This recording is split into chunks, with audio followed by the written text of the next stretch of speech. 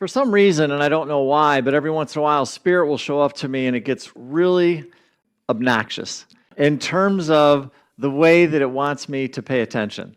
And it's got something for me, and what's going to happen is it's going to start sprinkling it out over here a little bit in my life, and I'll start hearing these whispers, and then all of a sudden it's going to show up over here, and now I'm kind of paying attention. And if I'm smart enough and I listen to it, it won't pull out what I call the spiritual 2x4. Does everybody know what I'm talking about? Okay, everybody's going, yeah, we got the spiritual. Thank God this was not one of those times. Got close, but not quite there, right? And so I just want to spend the next 2 talks going into a topic that I think is, to me, it's in some ways so life-changing and something that is incredibly underrated. And that is called the power of forgiveness. But I don't want to do it from the traditional sense. So the traditional sense is, hey, we've got these 10 rules here. You follow the 10 rules, you're good. If you don't follow the 10 rules, then whoopsie, and now we got to ask for forgiveness. We are not going there. We're not. We're going to look at it from a metaphysical standpoint. Why? Oh, I don't know. Probably because you're in unity. And so we're going to look at things a little bit differently, right? So you think about this. Jesus is hanging out with Peter, and Peter says, how many times should we forgive, Father? 7? And what does Peter say? 77, right? That's what he says. 77 metaphysically represents unending. It means you never stop. That's a lot of forgiving, God. That's a lot, right? Fillmore says, how often should you forgive? How much? This is mind-blowing. I've mentioned this before in the last couple of weeks. You guys remember? You gals remember? Half hour a day. Come on. A half hour a day? And I'm sitting there going like, what? And this whole idea of forgiveness, like I'm pretty easy going. You know, everybody that knows me knows that I'm a pretty easygoing guy, right? And nothing really rattles my cage. For the most part, I'm not saying I'm not human and I don't have my moments, but for the most part, it's like I'm pretty easygoing when it comes to this stuff. And when I think about forgiveness, where does my mind take me? It takes me back to the traditional track. So I've been in unity for 45 years. Unity doesn't go there, so my mind does not go into traditional forgiveness, please, dear God, forgive me mode. That's just not where my brain goes. It hasn't for a long, long, long time. So anytime I thought about forgiveness, my brain goes, I don't have anything to really forgive. I'm done. I'm good, like really good. And so I'm sitting there, and all of a sudden, I'm noticing that I was having a conversation with a couple who we live with. We live on land, a couple different houses, and they've got 3 beautiful children. It's a beautiful family. And they were talking about their daughter, and their daughter is in the process. She's a senior in high school. She's getting ready to go to college. And they're talking about helping her, guiding her, supporting her, helping her go through that process about what would be the best school for her to go to, and maybe what is the best career path she should take, and all the different things that she should do and she should consider and she should really contemplate as she's making this possible decision. And I'm sitting there and I'm watching this, and I'm inside of me, I'm getting pissed, excuse my language. Like, what is going on? And all of a sudden, I'm sitting there thinking about me when I was that age, and I'm sitting there thinking to myself, why couldn't I have parents like that? Why couldn't I have the parents that held me, to guide me? Because I'm telling you right now, at that point in time in my life, I was lost. And I mean lost. I had no idea what was going on, where I was going to go. My parents, there was never, ever, and by the way, I'm good with my parents, okay? So this isn't like beating up on his parents. But my point is that I had no idea where I was going. My family never talked about going to college. All my friends are going away to college. That intimidated the you-know-what out of me. And I just didn't know, and I thought, my God, all I needed was just a little, come on, you got this, you can do this, you can handle it, you're pretty smart, but it wasn't there. And I'm sitting there thinking about that, and I'm noticing this thing inside of me, and there's like this little bit of bitterness and this little bit of resentment. And I'm sitting there thinking to myself, I've done this work. It's not like I haven't done this work. I've done this work. I've forgiven my parents, like big time. Still there. And I was like, wow. And so this idea of forgiveness has just been really, really coming up for me because of why? Because I'm sitting there listening to Jesus say, hey, do it a lot. And Fillmore's saying, do it at a half hour every day. And I'm sitting there going, I don't need to do forgiveness work that much. And the message that kept coming through loud and clear was, you want to bet? You want to bet? And so I started diving into this thing, and I started looking at different things, and I found a definition for forgiveness, which I think is beautiful. It comes from the Course in Miracles. And it says, true forgiveness is a change in perception that allows individuals to see past the illusion of separation and judgment. Instead of viewing others through the lens of guilt or blame, true forgiveness involves recognizing the inherent innocence in oneself and others. It shifts the perception from fear and resentment to love and unity. Whoa. Am I doing that? Am I? I don't know. There's something in there, but the bottom line is, as I looked at this idea of fear and resentment to love and unity, it's like, wow, that brings up a whole nother level of forgiveness. And then I found some additional quotes that I thought were pretty cool when it came to this. Forgiveness is the restoration of freedom to oneself. It is the key held in our own hand to our prison cell. From St. John Paul. Wow. In other words, we hold the key to our own prison cell, and it's called forgiveness. Okay, now you got my attention, right? From the Metaphysical Dictionary, it's through forgiveness that true spiritual healing is accomplished. Forgiveness removes the errors of the mind, and it brings us back into alignment with divine thoughts and law. Wow. Okay, so in other words, there's forgiveness. There's something going on spiritually that isn't quite right. We're trying to make this thing right. We're trying to heal. Okay, and then I thought to myself, well, who talked about forgiveness as much as anybody? Buddha. What did Buddha say about forgiveness? Is a gift to yourself. It frees you from the past experiences and past relationship. It allows you to live in present time. When you forgive yourself and forgive others, you are indeed free. All right, God, all right. Forgiveness. But then Buddha also made a comment. He said, holding on to anger is like drinking poison and expecting the other person to die. So why did Buddha talk about that? Because what he knew was that it's not about condoning anybody's harmful actions. So forgiveness, and I think the mistake some people make, is they think, well, if I forgive somebody, then I'm agreeing with whatever it is that they did. No, we're not. Nor are we saying we forget it. No, we're not. No, we're not. But what it does is it's releasing the burden of any anger and resentment for one's own well-being and spiritual growth. Wait a minute. So releasing the burden of anger and resentment. Why would Buddha say that? You remember a couple of weeks ago when I was talking about, or I talked this morning about being energy? Yeah. Remember I said we're an energetic field? Yeah. And remember it's just knowing that if we're carrying around anger or resentment, then it negatively impacts our energetic field. Yes? Does that make sense? Yeah. And when we're carrying around this anger and resentment, if you're not careful, then we start looking like, oh, I don't know, that, right? Taken to the extreme. Has anybody ever been there? I have. Not for a while, but I've been there, right?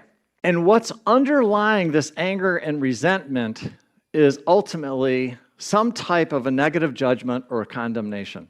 That's what's underlying it. Because we've judged something or we've condemned something, right? You have to understand that our ego, its full-time job is to judge. That's what it does. We are judgment machines. That's what we do. Especially when our ego is in charge. That's what it does. And unfortunately, a lot of times those judgments are negative or they're condemning, right? So what are we judging? Oh, I don't know. People, places, things, events, in the past, the present, and the future. Everybody kind of going like, yeah, I get it. I know what you're talking about, right? Here's a question for you. What do you think we judge more than anything? Not even close, because that's what we do, right? We judge ourselves. We absolutely do. And so as I'm processing this, I had something happen over the last, I don't know, it's been going on for a couple of months now. And I just wanted to share you the story because it's really what happened, and it's really how Spirit actually works through me. And so, as many of you know, notice one thing, I'm actually standing today. I'm not sitting on a chair. Did you guys check that out? I'm healing. I'm in the process of healing something that was happening to my leg after I ran this marathon, but it was in the process of, while I was in the process of training for the marathon, what happened is all of a sudden I started to realize I started having some pain in my shin.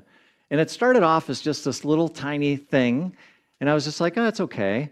And I wanted to think it was okay, but what I noticed was the pain went from just hardly there to where it started getting to be a little bit more intense. So what I did with my trainings, instead of running 4 days during the week, I had to knock it down a day or two, and I thought to myself, well, I do my long runs on the weekend, and if I can just keep doing my long runs, I'll make it to the marathon, right? So I knocked off a day or so of doing my weekly runs, and then all of a sudden, guess what was happening? Pain was going up higher and higher and higher, and I started telling myself, look, if I just cut down another day or two during the week and I keep doing my long runs, hopefully that'll take care of it. Do you think it took care of it? Didn't. And so the pain started going up higher and higher, and eventually it was time to go run the marathon, and I ran the marathon, and as many of you know, is I did make it, but the last 4 miles was a lot of walking. Lots of walking. Not exactly my plan, right? And so it was in this process that I said, maybe you need to look at something here, Mike. And so I said, okay. And what I observed was there was this pattern that I had going on over the past couple of years when it comes to doing these marathons, because I've done a lot of them, where I've done almost all the training for the marathon, and what happens is at the last possible minute, I can't run the marathon. It's happened 4 or 5 times, and it was like, wow, this is another time. What is going on? And it's like, ding, ding, ding, ding, ding. Pay attention, pay attention, pay attention. There's a pattern in here that you need to pay attention. And I'm like, okay. And so I sat down and I went into meditation, and I was like, what is it? What is it? What am I not seeing? And all of a sudden, I went in the meditation. It took me back to an event that happened probably about 10 years ago, before any of this pattern happened. And I was doing a relay event with a group of other runners, and I went out on this leg, and to make a long story short, I got lost. And when I got lost, I was running, and all of a sudden, I literally broke my ankle. I was running, I broke my ankle, I'm in the middle of the woods, there's no one that's going to come and get me, I got to run out on broken ankle, and so I do that. And there was a lot of anger, there was a lot of upset, there was a lot of guilt, there was a lot of shame, there was a lot of blame, there was a lot of stuff in there. And I was just like, oh, this is great, God, thanks. I appreciate you taking me back to this point where all this pain started. And Spirit was just like, breathe, breathe, breathe, breathe. Rewind, go back. Instead of running through that so fast, why don't you slow it down and really talk about what was happening? So here's what was going on. I was on this trail, and the trail had very, very, very specific markings on how I should be following it. In other words, they show these little things, if you will, and it's the way that you follow the correct way. And I was following it perfectly. Okay, this is what I should be doing. And all of a sudden, I started having runners coming at me, and they're telling me, you're going the wrong way. You're going the wrong way. Turn around. And in my mind, I'm going, yeah, but I'm not. Like, this is what it's telling me to do. I read the directions, and it's telling me I needed to go this way. And so people are going, you're going the wrong way, you're going the wrong way. And I'm like, no, I'm not. And I just kept going. And I just kept going. And it was in that I got lost. And it was in that getting lost that I wound up breaking my ankle. And it said, okay, so what about this thing that happened when you broke your ankle? It was like, what happened inside of you? And it's like, I was just really mad. I was really mad at myself because I didn't listen, and I didn't follow the people screaming at me, and there was a lot of shame and there was a lot of guilt about it, right? And I was sitting there thinking, and like Spirit was like, we're getting close, Mike. You're getting really close.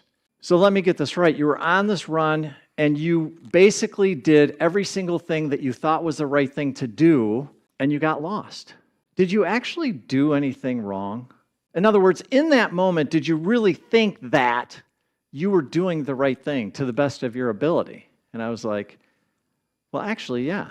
I really did think I was doing the right thing, even though people were screaming at me. And then Spirit came in, and Spirit said, just kind of curious, when you made that decision not to listen to those people, what kind of state were you in? So many of you know I talk about the two different states. Buddhism talks about being in a beautiful state or being in a suffering state, that we're usually in one or the other. We can't be in both at the same time. And I thought about it, and they're like, and Spirit was showing me, it's like, just look at yourself. You were frustrated. You thought you were going right. You're hearing all this stuff like that. So what kind of a state were you in when you made the decision not to listen to the people telling you were going the wrong way? Oh, I was probably in more of a suffering state. And then Spirit said, so in other words, when you're in a suffering state, you made a decision, and that decision caused you to get lost, and as a result of you getting lost, you had a problem with your ankle. You broke your ankle. But did you ever do anything wrong? It's like, and Spirit kept going, Mike, did you do anything wrong? And what Spirit was trying to show me was that you have to understand, depending on what state you are in is going to basically dictate the kind of a decision that you're going to make. So in other words, at any given time, no matter what, you are always, always, always making the best possible decision that you possibly can in the state that you're in. So even if it was what I can look at back now and go, I should have listened. Well, how perfect, Monday morning quarterback, Mike. In that moment, I did not have that awareness to be able to do that. But in that moment, did I do everything that I possibly could and what I thought was right? 100%. And yet what I have done from that moment, especially when I broke my ankle, is every single time I was training for a marathon and I would start to feel funny or something would be going off a little bit, guess where I went? Back here. What was back there? Shame, guilt, blame. You screwed it up. Why didn't you train differently? Why didn't you look at this thing different? When are you going to be able to figure it out? Why can't you heal your body? Are you hearing what's going on? And all Spirit was trying to tell me is, Mike, you have never, ever done anything wrong, ever. You've always done the best that you could with the awareness that you had in the moment that you had to make a choice or a decision. And when I sat there and felt this idea, especially based on my background, where I came from, in the environment that I grew up in, this idea that I wasn't wrong, that I didn't make a mistake, that I really was doing the best I could in the moment that I could, I lost and just cried. I've never been told that I wasn't good enough. I've never told myself that I was okay and I really did the best that I could. Never. No, why? How could, look at you. How can you sit there and say that about yourself? And so there's the healing. But every single time I was training for the marathon, guess what I was doing? Every time I started to feel bad, I would sit there and go, you're doing it wrong. Why can't you figure out the training? When are you going to let this go? Why can't you? Why can't? Guilt, shame, blame, judgment, guilt, shame, judgment. And what Spirit was trying to show me is, let's go heal this once and for all, shall we? Can you now move forward in your life, Mike, and basically remind yourself that you've never done anything wrong? You've always made the best decision that you possibly could based off the awareness that you had. And just understand that about yourself. And it took a while. I'm still processing it. This is a big moment for me. This is a huge healing opportunity for me. And it's just taken me a moment to digest that. And so, a couple of tips on forgiveness as we start to wrap this thing up. So, a couple things. So, this is why Jesus and the Fillmore said, practice forgiveness often, is because there's a lot of stuff that's going on subconsciously that we're not even aware of that is going on. And when you start to do it, my experience is, the more you start to pay attention to those judgments against other people, especially to ourselves, you're going to start to uncover more and more and more. Anger and resentment are clues about needing to do forgiveness work. So if you're walking around with any type of anger or any type of resentment about yourself, about others, about things, about places, even God, how many have ever been pissed off at God right here? Yes, there's forgiveness work, right? We are judgment machines and we do it often. We do it often. And finally, often we judge ourselves more than anything else or anyone else. So, part 2, next week we're going to talk maybe about some thoughts or ideas on how do we forgive. And by the way, we all have our own way of doing it. But I'm going to share some thoughts or ideas that I've used that have been very helpful for me when it comes to doing forgiveness work. Having said that, thank you for being here. We're glad that you're here. Thank you for showing up at this time. I know it's not easy for some of you. I know some of you are struggling. Thank you for just being the incredible light that you are. We are honored. We are so lucky to have you. You are a blessing more than you'll ever know, and we could not be happier to have you here this morning. God bless, namaste, and namaste. Hey, it's Reverend Mike here. I just wanted to stop for a moment before you get on with your day, and thank you so much for spending time with us this morning. It means the world to us, and I just wanted to let you know if there's anything that we can do to make your experience even better, please do not hesitate to reach out by going to our website. I also wanted to offer you the opportunity for us to get together and sit down so I could get to know you a little bit better and answer any questions that you have. I can either do that by either getting together in person, have a cup of coffee, or we can meet online via Zoom. If you're interested, please don't hesitate to reach out. You can reach me at michael@courage2thrive.com. And lastly, if you find these messages are helping you, we would be tremendously grateful if you'd consider donating to the center. The best and the easiest way to do that is simple. Just go to our website. Again, thank you so much. Hope you have a great day. Hope you're doing well. God bless, and we hope to see you soon. Bye-bye now.